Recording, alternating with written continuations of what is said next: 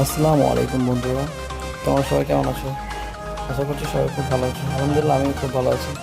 আবার আজকে চলে আসলাম নতুন একটা ব্লগ নিয়ে।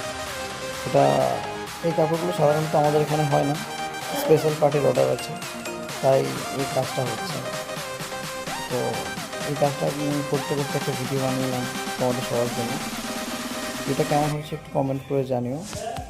আর আমি যখন সেলাই করছিলাম, সেলাই করতে করতে কাপড়গুলো অতটা খুব একটা ভালো না, তবু আমাদের কোম্পানিতে যে কাপড়গুলো হয় সেই কাপড়গুলো না, এগুলো অন্য কাপড়, স্পেশাল অর্ডার কাজ।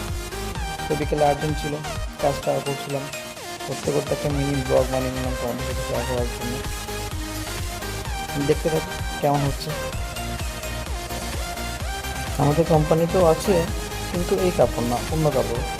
প্রিন্টেও অনেক কাপড় আছে। আমি তোমাদের সাথে কিছু ভিডিও শেয়ার করেছি, দেখবে ওই ভিডিওতে অনেক কাপড় আছে। এটা একটু আলাদা, কাপড়টা অন্যরকম। তো এখন চলছে, দেখি।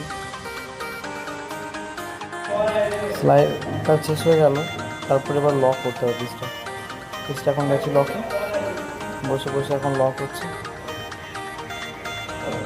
দু সাইড লক হয়, রিগালের লক হয়, আমাদের এখানে লক প্রতিটা পিসই হয় একরকম।